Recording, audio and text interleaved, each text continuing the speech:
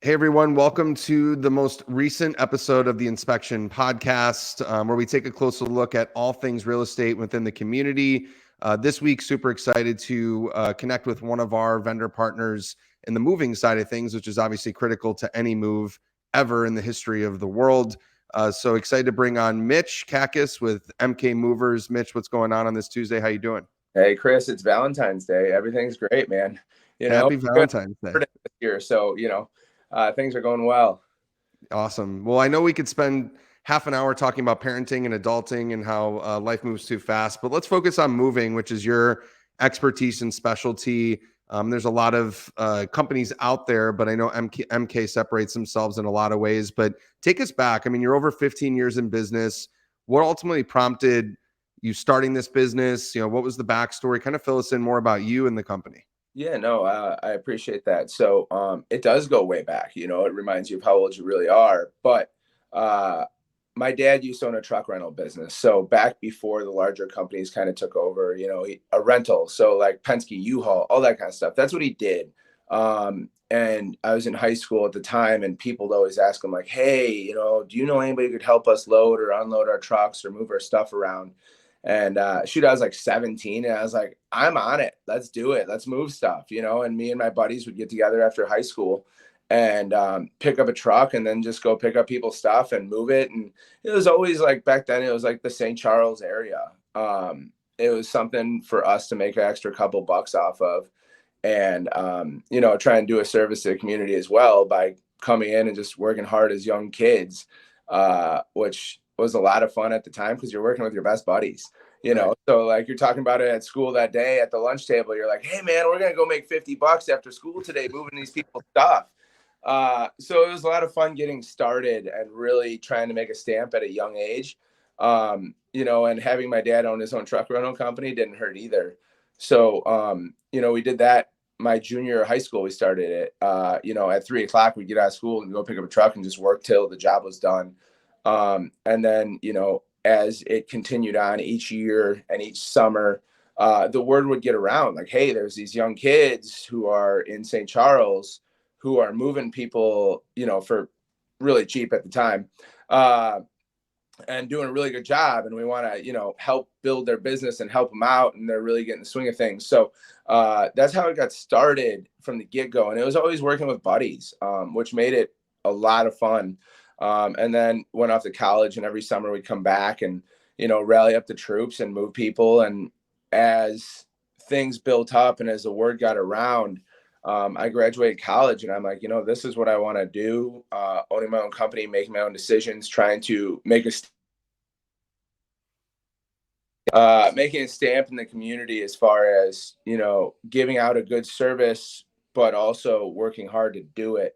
So, we got fully licensed and bonded and insured. And each year you learn more about the business. You learn more about what's going on in the industry. You learn more about, people such like realtors, for instance, like they're a great resource. Vendors, carpet cleaners, flooring people. Everybody's a great resource in it. And you just learn how to build a business and also help build your community and give back at that. We always try and get into parades and, get involved in what's going on. And, here we are so many years later, continuing to grow and, supply employment and just grow as a business in general. Yeah, that's huge. I mean, that's incredible that the idea of some, extra spending money, and then in college it was extra beer money, and so talk about true entrepreneurship of starting things from 3:30 hits, and you're literally hustling for 2 to 4 hours after school, making the minimum in the community because you weren't a household name, weren't officially a business yet. That's how a lot of these stories start. So it's always interesting for me to hear that. And I didn't even know that, that's when it started for you guys. So that's incredible. And there is, there's heavy competition in my world as real estate professional, your world on the moving side as well. When people are considering, a move, and I know you can span pretty far around the area, although the Tri-Cities is your wheelhouse. What should people consider when looking for a moving company? Questions they should be asking, just walk us through that, because some people haven't moved in the last 20, 30 years, and some people may only move a handful of times in their lifetime. Yeah, no, that's a great question. Every year is different than the year before, right? So you adjust to the market and what's really going out there. But, first of all, it all just starts with a phone call or an email. You got to get started somewhere. So you call in or send an email, and we try and give out as much information as we can, but it really involves getting an estimate, because I do all the estimates myself in person, which I really enjoy, because you got St. Charles, Geneva, Batavia, South Elgin. We cover a decent amount of ground, but I come in and I try and educate people like, hey, go through your stuff. Because if you move all your things and then you move to your new house and you get rid of half the stuff, you just paid movers to move stuff that you don't even want. So, before you move, the best way to do it is have a conversation with yourself, significant other, whoever's involved, and be like, what do we want to move to our new location, whether it's a temporary home, a new home, an apartment, a townhouse, whatever it may be. But ask the questions, ask, are you guys insured, licensed, bonded? Do you guys supply all the pads, tape, plastic wrap? Do you guys charge extra? Because we do not, but there are a lot of companies out there who charge you for a roll of tape or who charge you for a roll of plastic. And that's kind of in the fine print at that aspect. So I always tell people when I'm in the house or when I'm talking to them on the phone, ask me questions. I try and do a walkthrough of everything that I can think of, like the day of the move. If you have pets, dogs, cats, make sure they're, in a crate or locked in a room for that time being, or in a kennel at that time, so they're not in the way. Worst case, your cat runs away the day of the move and it just creates more of a hassle. We really want to make everything as simple as possible. Whether, Chris, if you're moving, you choose to pack your own boxes, right? That's no problem. But I try and lead you along the way. Like I tell people, hey, once you start packing, start in a room and don't stop till it's done. Even if you don't finish the room that day, stick in that room, because everybody's super good at doing the easy stuff, like the books, the sheets, the pillows, the towels. But when it comes to that, like painting or, fragile stuff, people just don't know what to do. So really, it's about taking the time to prepare for the move and ask what we do. I mean, really, we can come in and do anything. We can pack up your whole house. We can provide all your boxes. We'll label all the boxes. We can move you into your new house. We can unpack your boxes. If you're more of like, hey, guess what? I just want my big stuff moved. That's a really common thing right now too, where customers will move all their small stuff, boxes, table lamps, pictures, stuff that they could fit in their car, and we'll come and just move the large items. Being by the hour, there's just a lot of different ways and different paths of doing your move. And that's local and out of state. We do cover the lower 48 as well. So the cool part about that is it's only your stuff that goes in our truck. So a lot of the big van lines, they'll put your stuff in with 3 or 4 other people's, give you a 2-week window, and you're not exactly sure when you're going to get your belongings. I come in, I walk you through the process. Like say you're moving to Florida. We load up your stuff on a Monday. My guys drive our trucks down there Tuesday, Wednesday. We'll be there Thursday morning at 9 a.m. like we promised, to unload your stuff in your new house. And you're dealing with the same company throughout the whole process. So there's just a lot of different pathways of doing it. But the best pathway is to ask the right questions and be prepared as possible. You want to be ready to rock and roll, because we've all been through those where we show up and nothing's packed. And it's like, that's when people get nervous. So yeah. I mean, it's a stressful process that you guys are managing. Having gone through multiple moves myself, from the city to the suburbs, so on and so forth, it's a stressful time.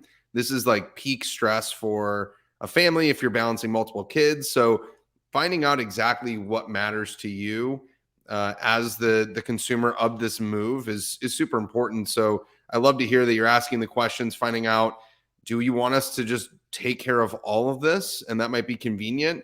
If it's an individual moving from a 1,200 square foot townhome and just upsizing into a single family home, probably going to be a little bit different. But if somebody's a nurse and they work nights and they just don't have the ability to make it happen, you have the team and the staff as you've grown to be able to offer that, which is huge. And moves are, I think sometimes people go in. If I were to ask 20 of my friends, how much does it cost to move a 2,500 square foot house, I'd probably get a wide range of answers. Like, I don't think people truly understand or even factor in when they're buying a home that that's a significant investment. And again, every company kind of rates things a little bit different, like you mentioned. So what are those ranges like at a high level, just expectation wise? If I'm moving a 2,500, 3,000 square foot house and I'm doing it within a half hour, or certainly on the extreme, I'm downsizing and I'm moving my larger home all the way to Florida, what should people expect right now at the current market and what prices look like? No, absolutely. So, obviously, just with every other business, fuel is a lot more expensive than it was a couple of years ago. So things have changed. But, let's say you're moving out of like a Mill Creek style house, 2,500, 3,000 square feet, and you're just heading over to Winfield or something. And it's an average, let's say 4 bedroom. You're packing yourself. I would say expect to spend anywhere between 1,800 and 2,800, just depending on how much stuff you really have. We could come in and only move your large stuff for 1,500 bucks, no problem. Now if you're more of like, hands are in the air, I'm a busy person, me and my wife both have full-time jobs on top of 2 kids or 3 kids, and we just don't have time to pack all our belongings, worry about any of that stuff. We just want you to come in, pack all our stuff, move all our stuff, and be done with it. So on that kind of scenario, we would come in a day or two before the actual move, focus on packing up your bedrooms, your clothes, your kitchen stuff, your garage stuff, all that kind of stuff that has to go in the boxes, and then move you over. That gets a little bit more. So, I mean, honestly, if it's a full house pack, it's almost comparable to the price of your move. So if your move is $2,000, your pack is probably going to be between 1,500 and $2,000 on average. That's something that I've noticed over time. It's kind of the rule of thumb is, the bigger the house, the more belongings are in it, the more boxes are used to pack, because we bring the boxes, the paper, the tape, the labor, we bring everything. So you don't got to worry about that. We just charge by the boxes used. Right. So even if I estimate your house is going to be 250 boxes and we only pack 75 because you did half of it, no problem, but the pricing is, for a local move, I would expect anywhere between 18 and 28. Now, if the most popular state by far, Chris, is Florida, right? Everybody's going to Florida. I would say in the past 2 years, we've done hundreds of moves to Florida easily. Now, having said that, Florida's far, 1,500 miles one way. If we're loading up 126-foot truck, which is about a 3-bedroom house on average, to get to Florida, load everything up, drive it down there in 2 days, unload it, put your beds back together, put everything where you want to go, that's going to be your $10,000 to $12,000 range. It's just a long drive, but it's something you got to expect when you're moving, because a lot of people are super pumped to go to Florida. I mean, shoot, sunny and 75, so you got to be prepared for that moving expense along the way. Yeah, that's really helpful information, because as realtors, we go through and we help buyers understand, and certainly the attorney in that process too, when we're getting closer to the closing table, of what they need to bring to closing to buy the house or townhome or apartment or condo. And then from there, what's not a line item at the closing table, because it's irrelevant to the seller, is the cost to move. And most people have the move already set by the time they've gone to the closing table, but sometimes they're not actually moving. And that was super common during peak, COVID time, where, people rented back homes and things like that, where you're actually not even making that final payment to the mover for sometimes even upwards of a month or two. So, it's just a good reminder for buyers that are listening to this, that you're going to be budgeting anywhere from and if you're leaving the state, closer to $8,000 to $12,000+ immediately after you buy the house. So just make sure you have those funds earmarked and set aside, and you're thinking about that, and obviously doing your due diligence to get the best price. But I think in anything, you get what you pay for. So if you want a quality service, quality move, invest into that, because it protects your property and just makes you even just feel a lot better about what that's going to look like. So I know one of the things with that that comes up all the time, I know when I've moved in the past, I'm always like Googling, how do I take care of these movers? It'll be sometimes a crew. I mean, your crew sizes probably range from 2-3 guys for smaller projects to 2 trucks worth of guys, and you got 6 guys moving, sometimes maybe even more. But how do homeowners take care of the movers? What do we tip? Right. What is like the average? What would you, if you were getting your house moved, what are you tipping the movers? Right. So that's a question I get asked all the time. I mean, literally 50% of the estimates I do in person, right? So I come in to try and educate like what to expect. And then, at the end, the people are like, well, I have a question. I feel kind of weird asking it, but how do I take care of my movers? What do I tip them? So I always tell people now I'm comfortable talking about it because I'm not the one getting the money. So, it's really up to the customer, right? So on a 3 to 4 hour move, 2 or 3 guys, 20 to $25 a person is pretty common. But it's such a wide range, like we'll send out, let's say 6 movers and 2 trucks, and it'll be an 8 or 9 hour day, which is a pretty long day. I mean, physical labor all day long. People will be anywhere between 40 and 60 all the way up to 100. I mean, it's not common where, our guys will get tipped $100 a piece.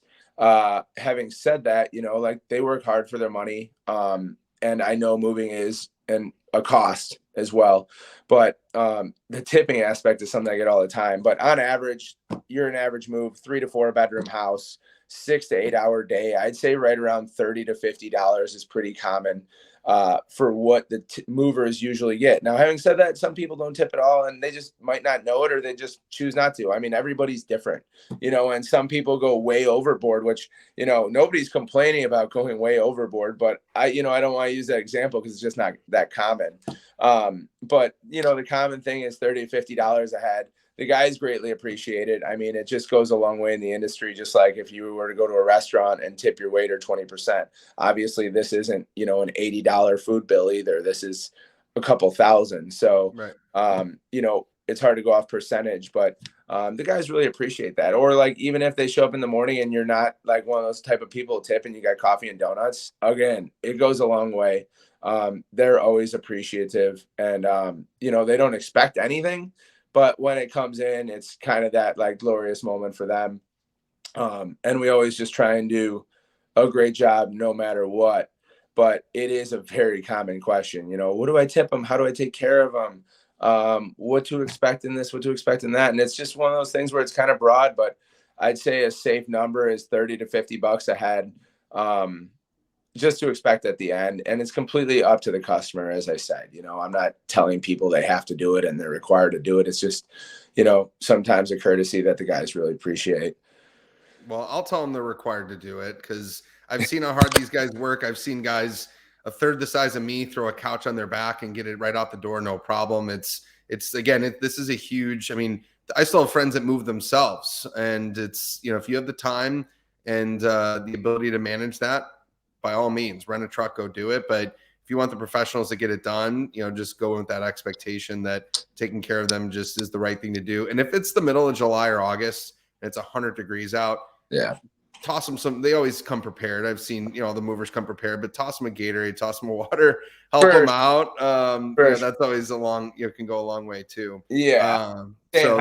Goes a long way when it's 100 degrees out and you've been sweating all day, Yeah, for sure. Well, this was super interesting and educational. I think, people just chalk it up as a move. I'm going to call a few companies, get some quotes, and, it all happens, but there's a lot that goes behind it. And, we could have spent 2 hours talking about just all the ins and outs and how you manage your business. So we'll save that for another day. But what's the easiest way for them to find MK Mitch? Whether it's your website, and just, requesting a quote that way or contacting you guys directly, what info is most helpful for you guys? Yeah, absolutely. I mean, you don't see too many flip phones nowadays. So, I mean, go on your Android, go on your iPhone, type in MK Movers. We'll pop up just about anywhere, phone number or email, whatever is easiest for you at that time. We get a lot of people in the middle of the day when they're at work just shooting us an email asking for some kind of response, so I got multiple girls in the office to take the phone calls,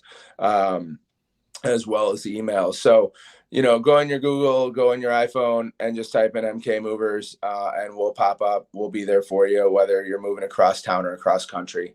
Make it as easy and affordable as possible. That's awesome. Yeah, and the website for those, and we'll put it in the comments in the description below. But mkmover.com/free moving quote to actually do the quote online, or you can call them at 630-244-9655. So, Mitch, it was great chatting with you today. Looking forward to lots of clients that are going to certainly need your services here in 2023. And so we'll see you out in the field soon. Appreciate the time and everything. Yeah, Chris, really appreciate you having me on today, man. Thank you. Awesome. Thanks.